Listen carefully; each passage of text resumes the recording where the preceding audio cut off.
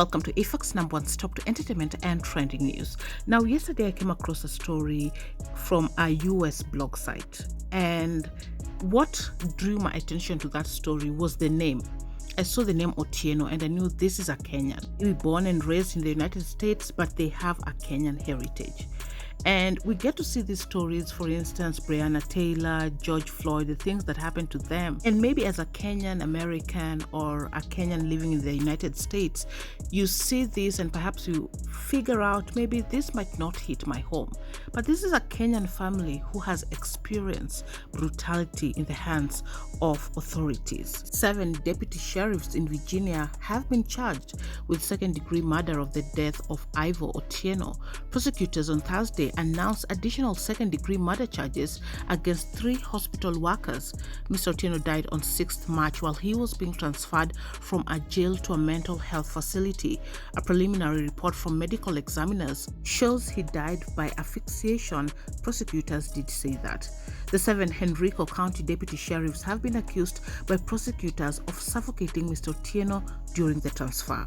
Video of the incident was caught on the hospital surveillance cameras and was viewed on Thursday by prominent civil rights lawyer Ben Crump and the family of Mr. Otieno. Now, when I saw this lawyer, Ben Crump, he's very, very famous. I knew that this family was in good hands. YouTube is very sensitive with these matters. I will not play that video, but if you search it online, you might get to see that video. But Mr. Otieno was restrained so brutally with a knee on his neck, the weight of 7 individuals on his body while he faced down handcuffed.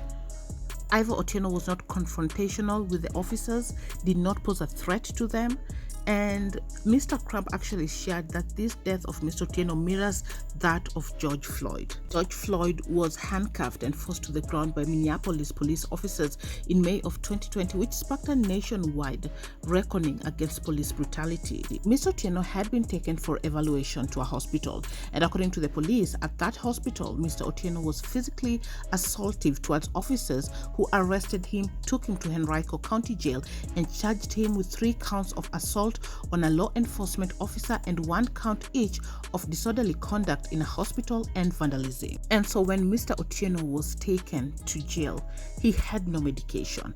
This was someone who was going through a mental health crisis, and they treated him really badly, knowing very well the reason why he was taken to hospital in the first place.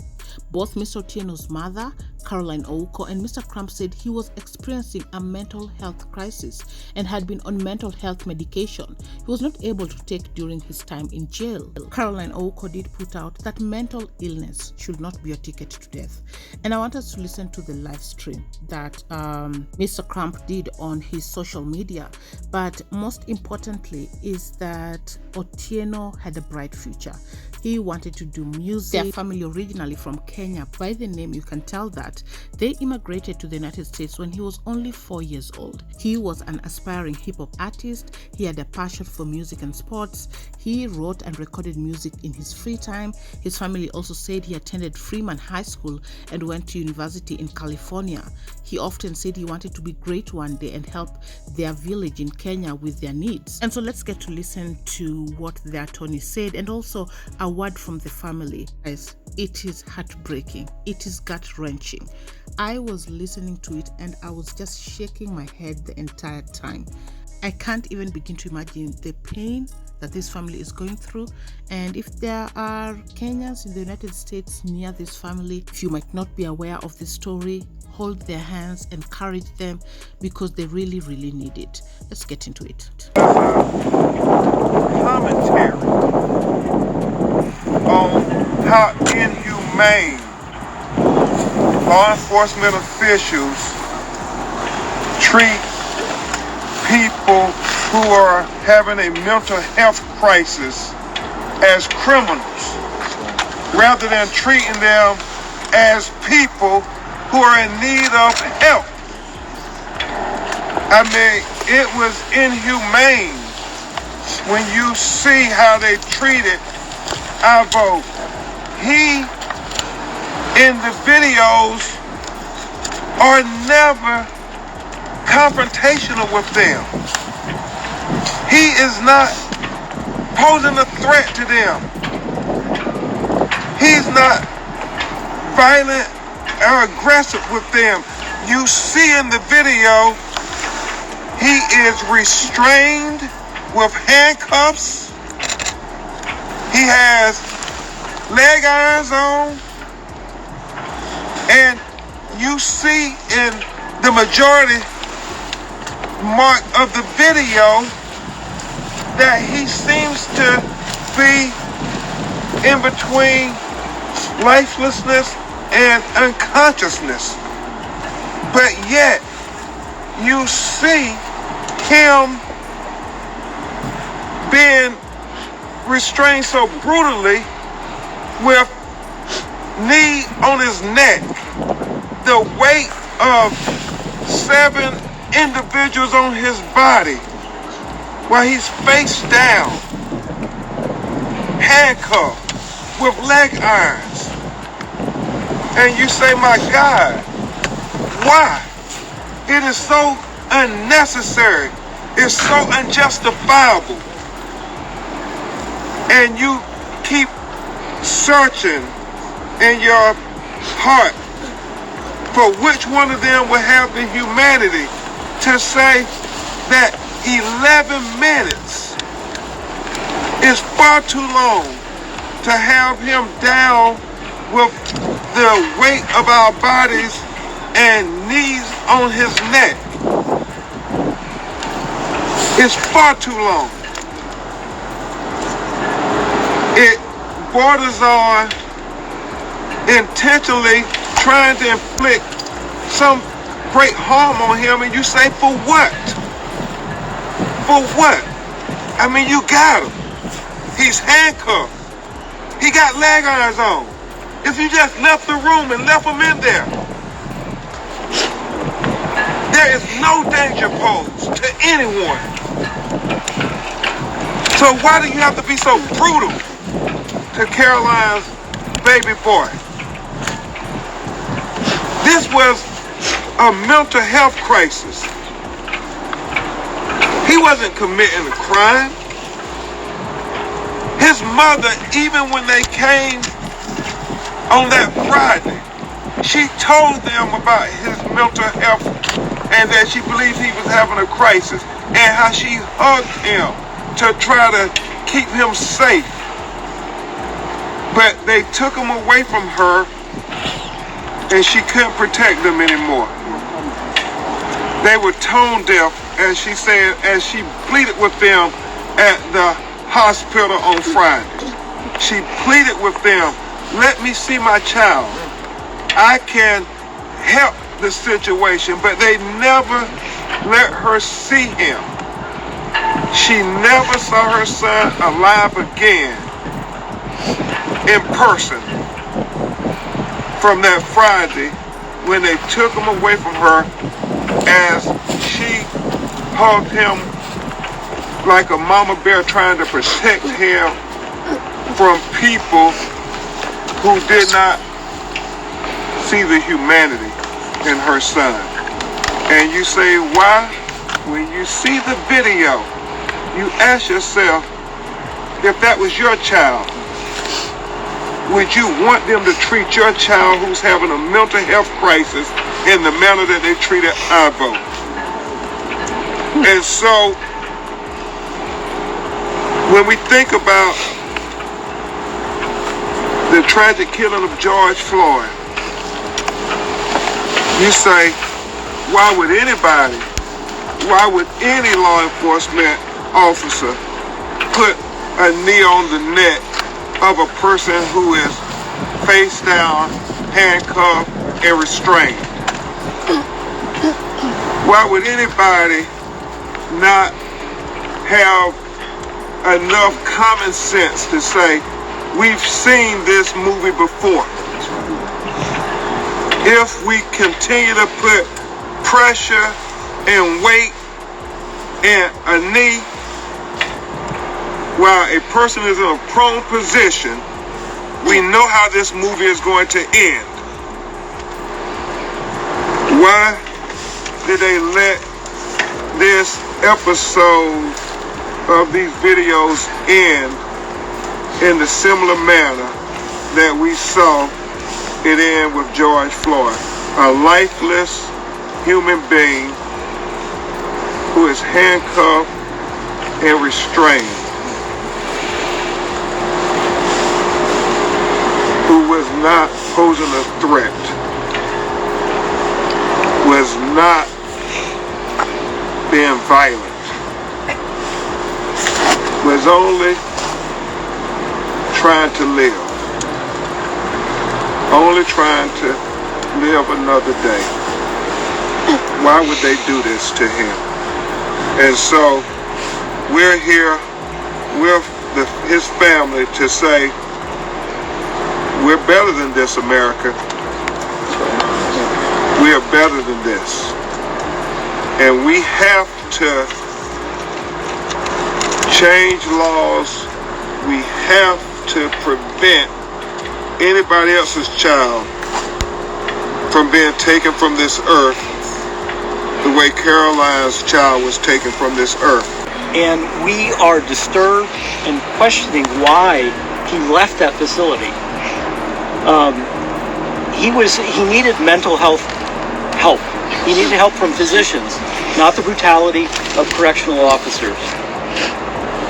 It was at that facility that he should have gotten help, but he was actually whisked out of the hospital before his mother knew that had occurred. And then he was transported over to the jail, which is not far away. And we saw more than just the video with regard to the events at Central State. We saw the brutality of the 5 deputies, I counted them, rushing into a small cell with a metal bed and a hard wall behind there. But we shielded the family from the events that we saw before that, which was, and I'm sorry, but he's naked in his cell. He's being treated in a subhuman manner. The whole day he was there, no clothing being provided to him, feces on the floor. He does have handcuffs put on him, and yet when the handcuffs are put on him, he's force rushed, and about 5 deputies get on him at that point. That continues the brutality that occurred. Thereafter, again, I'm sorry to say this in front of the family, but the public needs to know, he's carried out by the arms and legs, almost upside down, being carried like an animal into the vehicle. Almost lifeless, or it seemed lifeless. Then he's transported to eventually Central State Hospital. Lights and sirens. Why? If there really was an important medical event that was occurring, why wasn't he taken to the hospital literally one minute away? You all know that. You know the area. When he gets to Central State Hospital, I was not really prepared to see this. It was a circumstance where you see 7 deputies with their deputy attire, tan and brown, and the force of them is, you can see that they're putting their back into it. Every part of his body is being pushed down with absolute brutality. You cannot even see his image many times. And we kept on saying, and the family was making the statement, why? Why is this occurring? He's, as Ben said, he's in handcuffs and leg irons at that point. He poses no danger to the individuals around him. And yet they continue to apply force for an appreciable, excruciating period of time. Every part of his body being forcefully pushed down by those officers. Commonwealth Attorney Baskerville has recently put out a press release today. There were 3 other Central State employees that were arrested on second-degree murder charges because of their participation in connection with this. I know that there has been intimations that have been raised by the defense counsel in connection with this matter that Miss Baskerville is potentially overcharging this. Nonsense. When you see that video, when it's out, you're just going to ask yourself why. And I will tell you that in the time that I've spent with this wonderful family, there have been people that have been coming to the door, have been asking the questions, why. These are people that they have not seen for years. My daughter went to Freeman High School and graduated in 2012. That is approximately the same year that Irvo graduated. He had a promising hip-hop career going. He was into music. He was a wonderful human being. And the persons that can best tell you that are the wonderful human beings that we represent in this case. This is a wonderful family. And we really appreciate Ben's presence in this case. As you know, he's brought to bear, he has focused on these types of issues for so long. And he made the statement as to what the public has learned from all of the other matters that he's been involved with. Can't we treat each other with respect? I'll now let the family address you. My name is Otieno,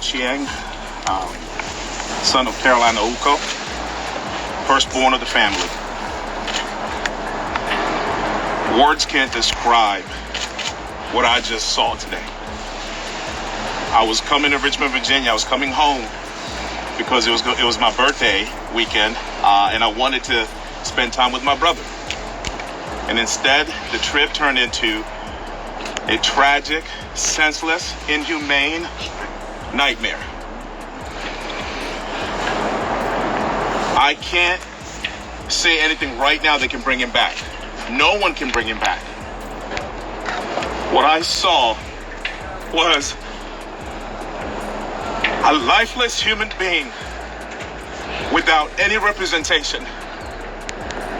No disregard to his human life, care. At what point do we stop preserving life? At what point do we consider mental illness a crime? Can someone explain to me why my brother is not here right now? Someone explain to me why my mother can't sleep, can't eat. We're broken. Our hearts are broken. But our spirits are strong, and my brother's spirit is not done. That's right. Every single family in America, you are dealing with mental illness in the family. 1 or 2 or 3 people are dealing with mental illness. You should not wake up and feel sick and consider whether or not you should call for help. You should have confidence in knowing that the local station, the local police, the local government is working to make sure that the care that you receive from the minute that they deal with you is at most focused on preserving your life, but not ending it. There is no right to ending someone else's life. It is a crime. And if you commit this crime, you will answer to the law. And the law has to prove itself. The law has due process has to work here. Yes, justice. What I saw, I witnessed a homicide. I did not think in my life that I witnessed my own blood brother being murdered.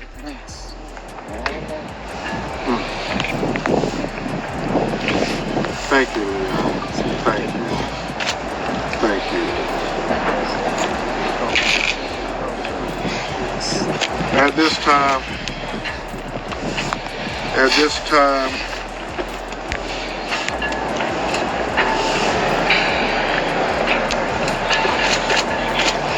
time, you're going to hear from Irvo's mother, who thanked, as the whole family thanked Ann Baskerville, the Commonwealth attorney, for treating her son like a human being worthy of dignity and respect and the protections afforded to American citizens and human beings. The fact that, just like in Tyree Nichols' case, it should be a precedent when you see a crime committed on video you should charge the individuals with the crime, whether they're a regular citizen or whether they're a police officer with a gun and a badge. That's right. There has to be equal justice under the law. Absolutely. And that's all Caroline is praying for, is justice. And so at this time, you're going to hear from his broken-hearted mother to tell you about what she witnessed and about her child. Let's get mine. And I'll hold the picture if you ask me to hold the picture. Good afternoon, ladies and gentlemen. My name is Caroline Ouko. Irvo Otieno is my son. Irvo was 4 years old when we came to the United States. Irvo went to kindergarten here in the United States, proceeded to Takaho Elementary School and Freeman High School, and then went on to college in California. Irvo is as American as apple pie. This is what he knows. This is home for him. And when you're home, you are in a community. We live in a community. We have friends. This young man you see here had a big heart. Irvo was the guy that his classmates drew to. When they needed someone to talk to, he was the listener. He would take time to listen to them. And then he would take time to process and then lean back in. My son was a leader. He was not a follower. He also brought a different perspective to the table. If there was a discussion, he was not afraid to go the other way when everybody else is following. This was my baby. He cared for people.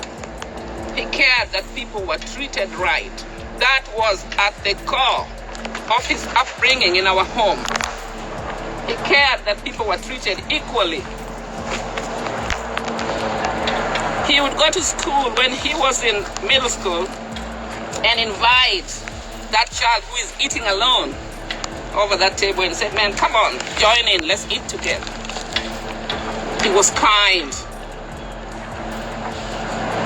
Even though Irvo was going through mental illness, what I saw today was heartbreaking America. It was disturbing. It was traumatic. My son was tortured, to put it right. I saw the torture. There is no way that Henrico County Sheriff deputies were on him. 7 people, 7 officers on one man. And all this started when my son went to hospital on the 3rd. And that evening he was taken to jail, whisked from the back of the jail into the hospital. Those 3 days at Henrico County Jail were a horror. I've seen it on video. And I think there's some more. But I'm here to mourn. And I'm mourning the life of this young man, my son. Mental illness should not be your ticket to death. There was a chance to rescue him. There was a chance to stop what was going on. And I don't understand how all systems failed him. All systems. I don't understand why one single system could not hold up and say, stop, we stop here. Yes. My son was treated like a dog, worse than a dog. I saw it with my own eyes on the video. He was treated inhumanely, and it was traumatic, and it was systematic.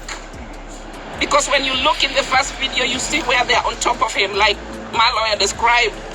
And then into Central States, it got even worse. It started and it went on and it went on until he took his last breath. He was murdered. They smothered the breath out of my baby. They murdered my baby. And those are my questions. Why did they do that? Why? What right do they have to do that? Mental illness is a problem everywhere. Right here in our country, it's a problem. And after the pandemic, it's getting worse. With young children in school, young people needing help here and there. I'm talking to parents and mothers who come to me and they're giving me their own stories of what's going on in their homes. Is there a way we could do something to change this? So that when someone calls for help, there is a specialized mobile response team like I was looking for, who can help them, who are trained and know how to handle someone when they are in distress, so that we don't have to end up in this situation anymore. If my son was not lucky to survive this, I do not wish this on anyone else. I do not wish this on anyone's child or any parent or anyone else. We can do better. We can do better. For now, I'm asking for justice. Justice. Justice for my son. Justice for Irvo. Justice for Irvo. Justice for Irvo. That's all I'm looking for. I'm looking for answers. Why was my son murdered? What was the reason? What was the reason? So I need justice for my son. And one last thing I would like to say. My son was an aspiring hip-hop artist. He had found his thing. You know that feeling when you find your thing. He was happy with what he was doing. He would do his music. He would go in his room and shut the door.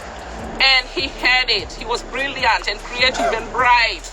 I used to tell him the creative juices, just come flowing. He would write a song in less than 5 minutes.